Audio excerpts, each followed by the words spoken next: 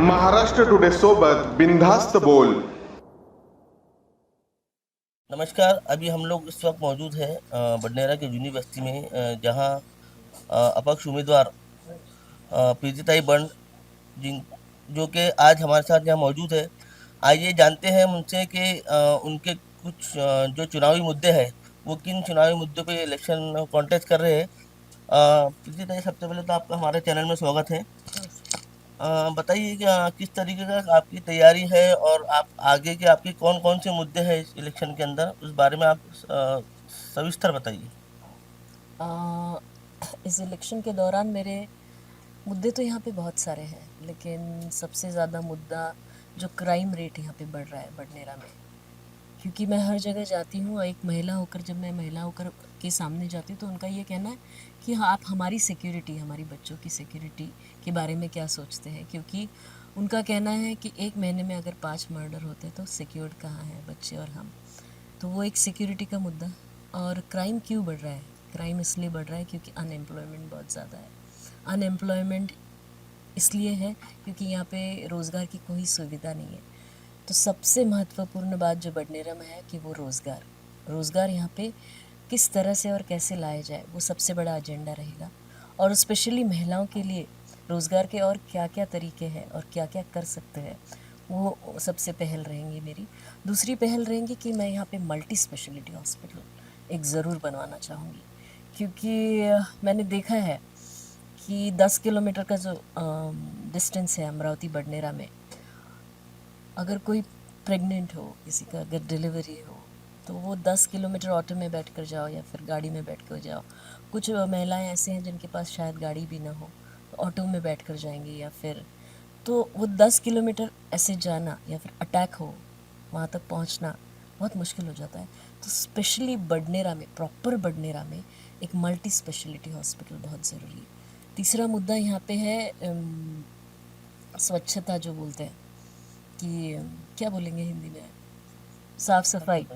क्योंकि कॉन्ट्रैक्ट यहाँ के एमएलए के लोगों के पास ही है। तो मुझे ऐसा लगता है कि उनकी पूरी जिम्मेदारी है कि पूरा बडनेरा स्वच्छ रहे। डेंगू से जुनी बस्ती में 2 या 3 बच्चे, 3 लोगों की मौत हो चुकी है। तो वो मुद्दा सबसे हाईलाइट होना करूँगी मैं, क्योंकि स्वच्छता उनके पास सब है ना। महानगर पालिका के अपन टैक्स भरते हैं और सब महानगर पालिका के हाथ में होता है। तो फिर स्वच्छता भी होनी चाहिए, साफ़ सफाई तो होनी चाहिए ना। टेंडर्स यहाँ के आप दे सकते हैं तो आप काम भी करवा लीजिए। और चौथी बात तो मुझे यहाँ पे एक बच्चों के लिए क्रीड़ा संकुल बनाना है, जो बिल्कुल भी नहीं है, सांस्कृतिक भवन नहीं। बहुत सारी चीज़ें हैं, लेकिन मैंने आपको बताया कि सबसे पहले मैं क्या करूँगी। हमारे चैनल के माध्यम से आप आपके हमने देखा है, हमारा सर्वे है चैनल का, कि आपको अच्छा प्रतिसाद मिल रहा है लोगों की तरफ से और हर समाज का लोग आपके साथ में है। तो हमारे चैनल के माध्यम से आप कुछ अपील करनी चाहेंगे आपके दर्शकों को? बस मैं इतना कहूँगी सबको कि अब आपके हाथ में है, आखिरी टप्पे में है अब चुनाव। बदलाव बहुत ज़रूरी है और विकास। देखिए, एक थैली के लिए बडनेरा का पूरा विकास रुका है। थैली में क्या है आपको भी पता है, कुछ चंद चीज़ें हैं। तो मैं ये चाहूँगी कि आप बदलाव लाइए, क्योंकि बदलाव बहुत ज़रूरी है बडनेरा में विकास के लिए, आपके लिए, आपके बच्चों के लिए। यहाँ पे जगह बहुत है, बड़ी-बड़ी स्कूल्स अगर बन सकती है, तो गरीबों के बच्चों के लिए एक अच्छी स्कूल क्यों नहीं बन सकती?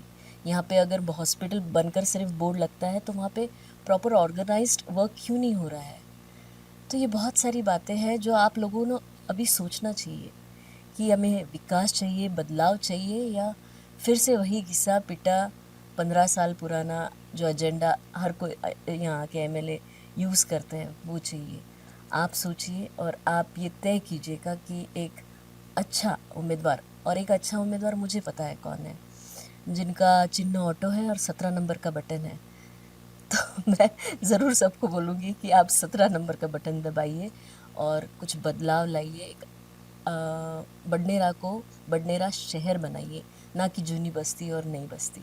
आप आपका कॉम्पिटिटर किसको मानती है? आपके मतलब कौन है आपका कॉम्पिटिटर? मैं पहले दिन से बोल रही हूँ कि मेरी लड़ाई महाविकास आघाड़ी से कभी नहीं है और ना ही रहेगी, क्योंकि मैं शिवसेना का घटक हूँ।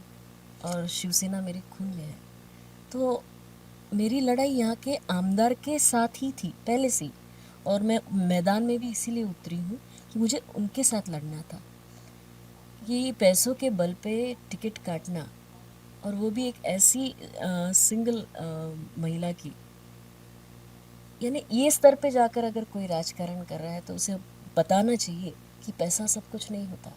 जिसके पास जनता हो और इतने सारे भाई हो तो वो कैसे सत्ता पलट कर सकता है, ये तो देखना चाहिए।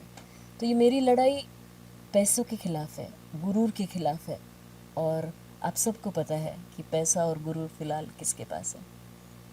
जी बहुत बहुत धन्यवाद आपका।